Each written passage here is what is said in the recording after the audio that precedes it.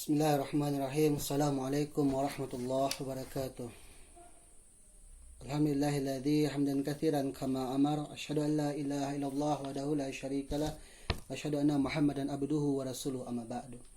Yang utama sekali, marilah kita bersyukur kepada Allah Subhanahu wa taala yang mana Allah masih memberikan kepada kita rahmat dan karunia-Nya sehingga kita dapat melakukan proses pembelajaran pada mata perkuliahan ini. Salawat beriringan salam tak lupa pula kita hadiahkan buat arwah junjungan alam yakni Nabi Muhammad sallallahu alaihi wasallam.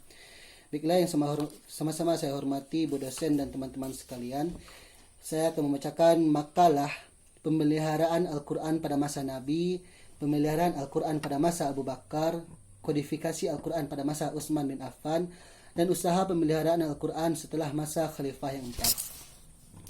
Baiklah teman-teman dan ibu dosen yang saya hormati, yang pertama pada masa Nabi Muhammad sallallahu alaihi wasallam.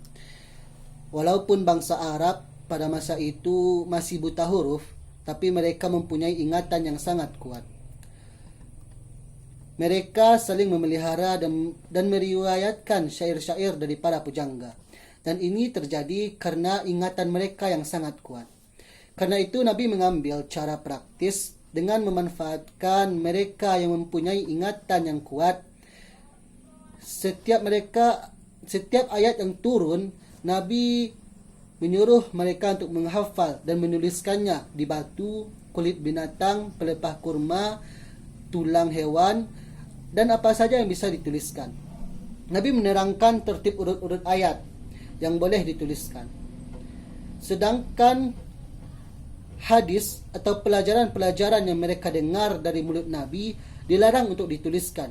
Ini bermaksud agar Al-Quran itu terpelihara, tidak tercampur dengan hadis-hadis yang telah dibacakan oleh Nabi Muhammad SAW.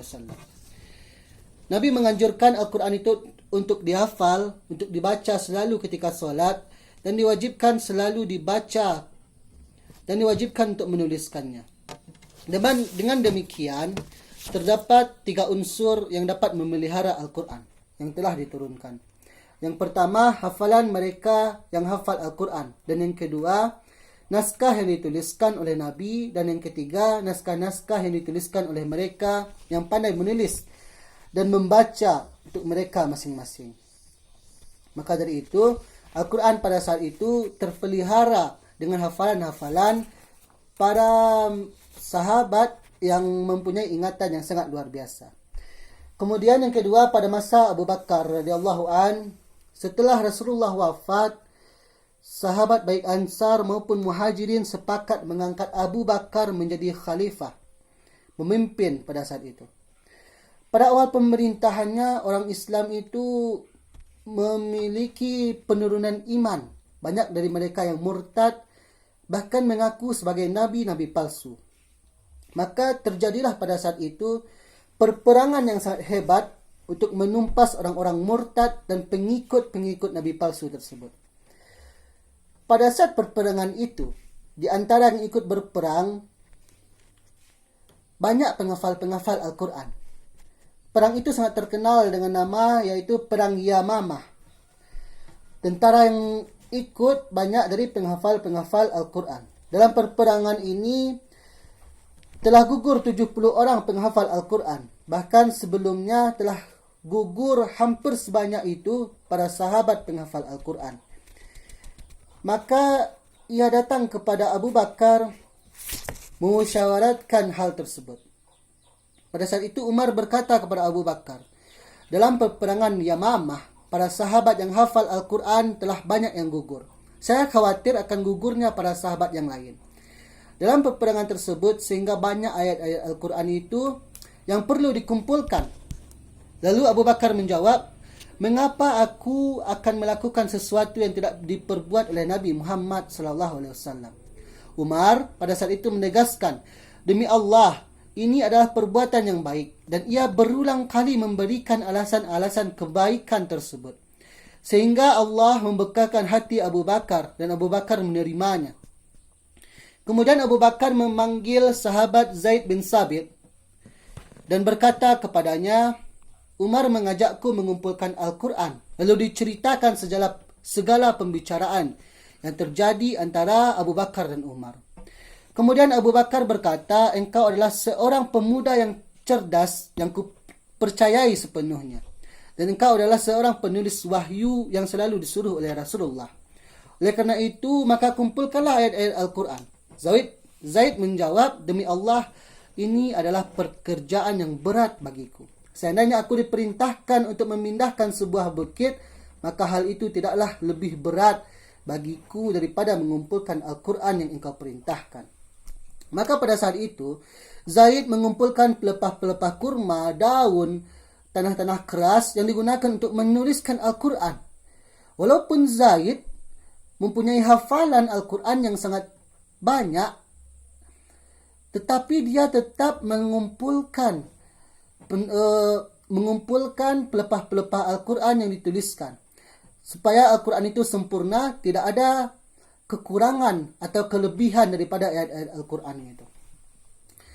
Dalam usaha mengumpulkan ayat Al-Quran, Zaid bin Sabit ini bekerja sangat teliti.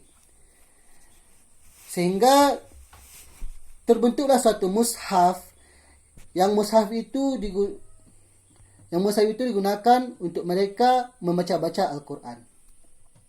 Kemudian di masa Khalifah Utsman bin Affan, pemerintah pada saat itu telah sampai ke Armenia, Azerbaijan di sebelah timur dan Tripoli sebelah barat. Dengan demikian, kelihatanlah bahawa kaum muslimin ini sudah tersebar di mana-mana.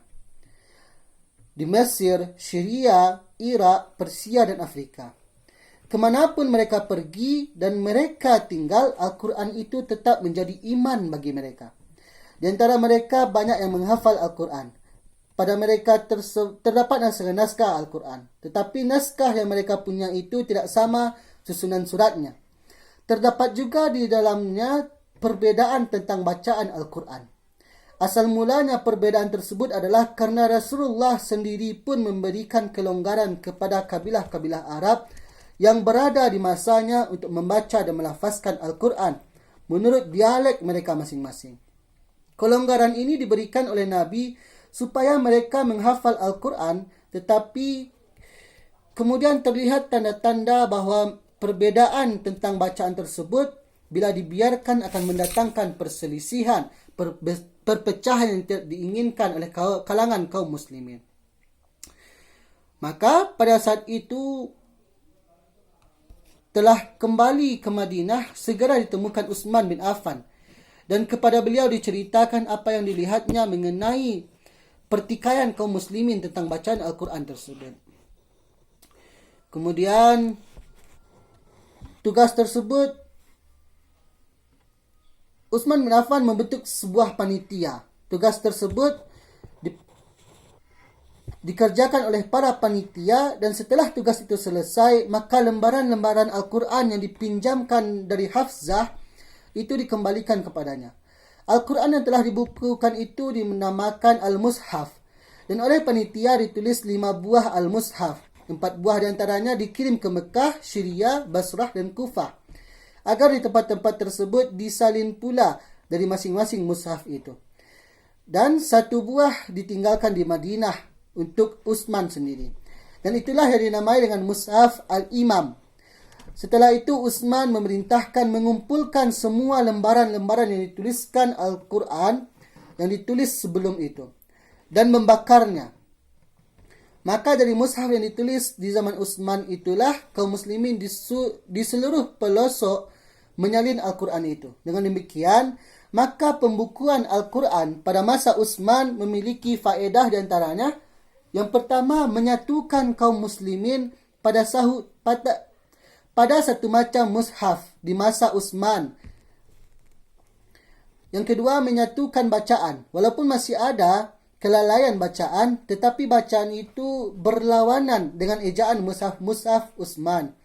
Sedangkan bacaan yang tidak sesuai dengan ejaan mushaf Utsman tidak boleh lagi dibacakan.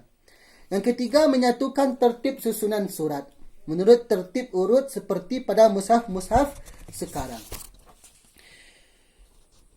Kemudian pemeliharaan Al-Quran pada masa sekarang.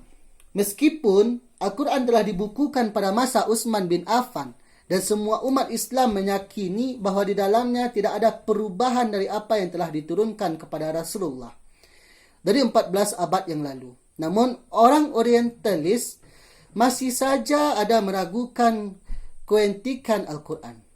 Di antara mereka ada yang mencoba melakukan perubahan. Misalnya dari huruf khaf diubah menjadi huruf ha sehingga berubah arti dan maknanya. Upaya-upaya ini dengan cepat terselesaikan oleh mereka para penghafal Al-Quran. Mereka langsung sadar bahawa Al-Quran itu telah dirubah-rubah oleh orang-orang pada masa sekarang. Maka dari itu, penghafal Al-Quran ini sangat diperlukan untuk menjaga keautentikan Al-Quran, agar Al-Quran itu dari zaman Nabi sampai zaman sekarang tidak ada perubahan di dalamnya. Baiklah teman-teman, di sini dapat kita ambil kesimpulan. Yang pertama, Al-Quran berada di tangan kita sekarang ini adalah Al-Quran yang telah diturunkan kepada Nabi Muhammad tanpa adanya perubahan, karena keberadaan Al-Quran yang demikian ini berkaitan dengan sifat dan cirinya yang tetap sebagaimana keadaan dahulu. Yang kedua, setiap Muslim harus mempercayai bahawa apa yang dibaca dan didengar sebagai Al-Quran sekarang ini tidak berdedikasikan dengan apa yang pernah dibaca oleh Rasulullah dan didengar oleh para sahabat. Itulah kesimpulan dari makalah ini. Kemudian untuk saran, saya sebagai penulis menyadari bahawa makalah ini jauh dari kesempurnaan. Maka saya sebagai penulis sangat mengharapkan kritikan yang dapat mendukung untuk lebih baiknya di masa yang akan datang. Hanya kepada Allah kita memohon pertolongan dan perlindungan. Semoga makalah ini bermanfaat bagi penulis, pembaca maupun pendengar sekalian. Baiklah, itulah hasil makalah saya pada kesempatan kali ini. Atas perhatiannya saya mengucapkan terima kasih. Wabillahi taufiq wal hidayah. Assalamualaikum warahmatullahi wabarakatuh.